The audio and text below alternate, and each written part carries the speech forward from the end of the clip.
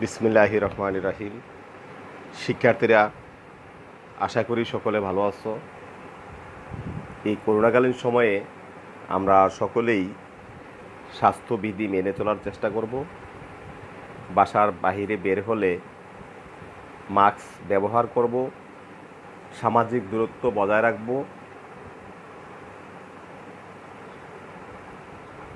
আমি মোহাম্মদ আব্দুর রহমান, সহকারী শিক্ষক, গৌরীপুর সুবল আফতাব উচ্চ বিদ্যালয়, দাউদকান্দি, কুমিল্লা। গত ক্লাসে আমরা রাষ্ট্র সম্পর্কে আলোচনা করেছি। আজকে আমাদের আলোচ্য বিষয় নাগরিকের ধারণা। রাষ্ট্র গঠনের একটি পূর্ব শর্ত হল জনসমষ্টি। যখন একটি রাষ্ট্র পূর্ণাঙ্গভাবে আত্মপ্রকাশ করে তখন সেই জনসমষ্টি রাষ্ট্রের নাগরিক হিসেবে বিবেচিত হয়। রাষ্ট্রের সঙ্গে এর নাগরিকের সম্পর্ক অত্যন্ত নিবিড়। রাষ্ট্রের নাগরিকদের দায়িত্ব কর্তব্যের উপর রাষ্ট্রের কার্যক্রমের সফলতা ও ব্যর্থতা নির্ভর করে। নাগরিকের দায়িত্ব ও কর্তব্য এবং কিভাবে সুনাগরিক হওয়া যায় তা আমাদের প্রত্যেকেরই জানা প্রয়োজন। ল্যাটিন শব্দ সিটিজেন বা নাগরিক শব্দটির উৎপত্তি হয়। পরিণতি পাঠের মূল বিষয়বস্তু হল নাগরিকত্ব ও রাষ্ট্র। সাধারণত নাগরিক শব্দটি দ্বারা নগরে বসবাসরত অধিবাসীকে বোঝায়।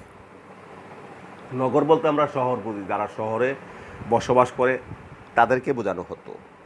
একসময়ে যারা শাসন কার্যে সরাসরি জড়িত থাকতেন তাদেরকেই কেবল নাগরিক হিসেবে ধরা হতো। অর্থাৎ একটা শহরে থেকে একটা শহরের শাসন কার্যে সরাসরি অংশগ্রহণ করতো তাদেরকেই নাগরিক বলা হতো। রাষ্ট্রবিজ্ঞানের জনক এরিস্টটল নাগরিকের সংজ্ঞায় বলেছেন, সে ব্যক্তি নাগরিক যে নগর রাষ্ট্রের প্রতিনিধিত্ব ও শাসন কার্যে সক্রিয়ভাবে অংশগ্রহণ করে। তা আমরা সকলে জানি যে রাষ্ট্রবিজ্ঞানের জনক হলেন এরিস্টটল। আমরা সক্রেটিসের নাম শুনেছি, যে দার্শনিক সক্রেটিসের ছাত্র হয়েছে প্লেটোর ছাত্র হয়েছে এরিস্টটল, আর রাষ্ট্রবিজ্ঞানের জনক হলো এরিস্টটল। তো তিনি তার সংজ্ঞায় বলেছেন যে সে ব্যক্তি নাগরিক যে নগর রাষ্ট্রের প্রতিনিধিত্ব ও শাসন কার্যে সক্রিয়ভাবে অংশগ্রহণ করে। তিনি তার ধারণায় অধিকাংশ জনগণকে নাগরিক হিসাবে অন্তর্ভুক্ত করেনি। অর্থাৎ কেবলমাত্র যারা শাসন কার্যে অংশগ্রহণ করত বা নগরে বসবাস করত তাদেরকেই নাগরিক বলতো নি, কিন্তু সকলে না। এমনকি সক্রিয়ভাবে যে আজকে আসলো পরদিন আসলো না, এর পরদিন আসলো না, এর পরদিন আসলো, এইভাবে না। যারা নিয়মিত সক্রিয়ভাবে অংশগ্রহণ করতো তাদেরকেই নাগরিক বলা হতো। তার মতো অধিকাংশরই যথাযথভাবে নাগরিক অধিকার প্রয়োগ করার সামর্থ্য কিংবা অফুরন্ত সময় নেই। গ্রিক নগররাষ্ট্রে এ যুক্তিতে দাস এবং নারীদের নাগরিক হিসাবে গণ্য করা হতো না। মানে যারা দাস মানে যারা কাজের লোক, বাসায় যারা কাজ করে তারা হচ্ছে দাস। আর নারীরাও তো বাসায় কাজ করে, তারা তো বাইরের কাজ এখনও না বাইরে চাকরি বাকরি সমানভাবে করে পুরুষের সাথে। আগে এক সময় নারীরা শুধু গৃহেই থাকতো। এই জন্য যারা চাকর এবং যারা নারী তাদেরকে এই নাগরিক হিসেবে গণ্য করা হতো না এবং তারা রাষ্ট্রীয় কাজে অংশগ্রহণ করতে পারতো না। কারণ নারীরা তো গৃহে কাজ করবে, তারা এই শাসন কার্যে সময় দেবে কিভাবে? দাসেরা তো তারা আরেকজনের চাকর, হুকুমের কাজ করবে, তারা কিভাবে সময় দেবে? এই জন্য তাদেরকে অংশগ্রহণ করার সুযোগ দেওয়া হতো না। বর্তমানে নগর রাষ্ট্রের স্থলে জাতীয় রাষ্ট্রের উৎপত্তি ঘটেছে। আধুনিক রাষ্ট্রসমূহ আয়তনে অনেক বড়, এখানে জনসংখ্যা বেশি এবং নাগরিক সুবিধাসমূহ প্রত্যক্ষ ও পরোক্ষভাবে সকলেই ভোগ করে। কিন্তু এত বিপুল জনসমষ্টিকে সরাসরি শাসনকার্যে অন্তর্ভুক্ত করা সম্ভব নয়। তাই নাগরিকত্ব প্রদানের ক্ষেত্রে জনগণের শাসনকার্যে প্রত্যক্ষ অংশগ্রহণের স্থলে রাষ্ট্রের প্রতি আনুগত্য প্রদর্শন এবং যারা রাষ্ট্রের রাজনৈতিক ও অন্যান্য সুযোগ সুবিধা ভোগ করেন, এই মাপকাঠি ধরা হয়েছে। আধুনিক ব্রিটিশ রাষ্ট্রবিজ্ঞানী হ্যারল্ড জে লাক্সি তার নাগরিকের সংজ্ঞায় বলেছেন, যে ব্যক্তি রাষ্ট্রের সুযোগ সুবিধা গ্রহণ করে এবং রাষ্ট্রের প্রতি আনুগত্য স্বীকার করে তাকেই নাগরিক বলা হয়। অধ্যাপক গ্যাটেলের মতে নাগরিক হচ্ছে রাজনৈতিক সমাজের সেসব সদস্য যারা উক্ত সমাজের প্রতি কর্তব্য পালনে বাধ্য থাকেন এবং সমাজ থেকে সকল প্রকার সুযোগ সুবিধা লাভের অধিকারী হন। অর্থাৎ দুইটা কথা, একটা কথা হইল যে আমি নাগরিক হিসাবে আমার কিছু দায়িত্ব কর্তব্য আছে, এটা আমি পালন করব, আর রাষ্ট্র প্রদত্ত সকল সুযোগ সুবিধা আমি ভোগ করব। সুতরাং নাগরিকত্ব বলতে বোঝায় রাষ্ট্রের রাজনৈতিক অধিকার, নাগরিক সুবিধা ভোগ করা এবং রাষ্ট্রের অর্পিত দায়িত্ব কর্তব্য পালনে বাধ্য হওয়া।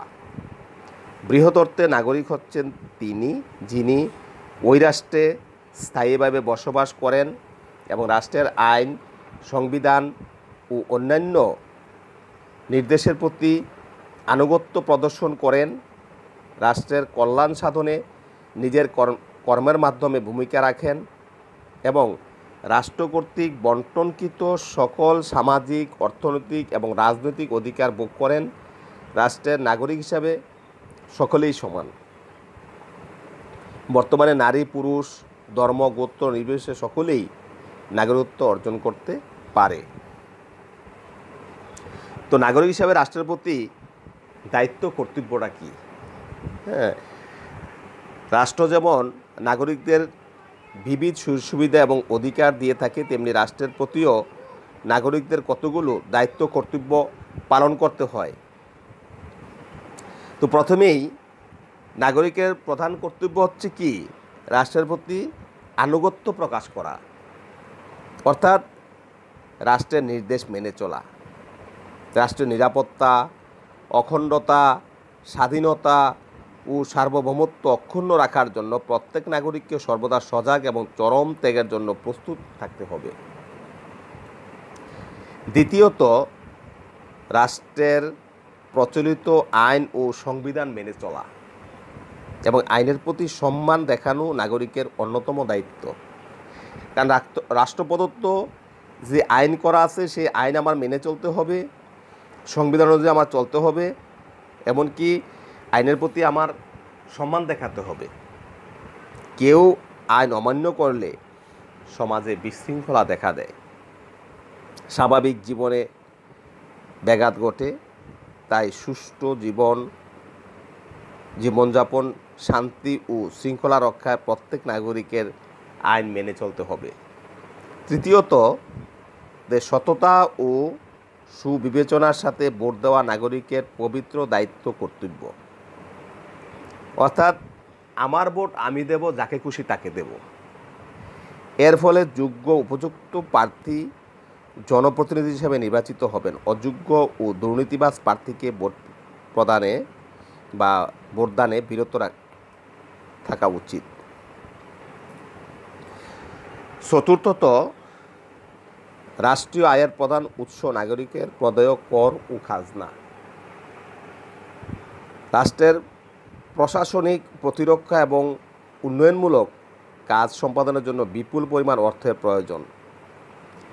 নাগরিকদের যথাসময়ে কর প্রদান করে রাষ্ট্রীয় কাজে সহযোগিতা করতে হবে। অর্থাৎ আমরা যে বসতবাড়ি বা জমি ব্যবহার করি, যদিও সেটা আমার বার্ষিক একটা খাজনা প্রদান করতে হয়, সেটা আমি যথাসময়ে প্রদান করব। আর যারা চাকরি করে অথবা ব্যবসা করে, এদের ট্রেড লাইসেন্স বা আয়কর, আমি এত টাকা বেতন পাই, যেমন আমি যদি 22,000 টাকা স্কেলে বেতন পাই, সেখানে আমার একটা বার্ষিক একটা আয়কর দিতে হবে সরকারকে, সেই আয়করটা আমি যথাযথভাবে পৌঁছে দেওয়া। পঞ্চমত, রাষ্ট্রের অর্পিত দায়িত্ব এবং রাষ্ট্রীয় কাজ সুষ্ঠুভাবে সম্পাদন করা নাগরিকের কর্তব্য।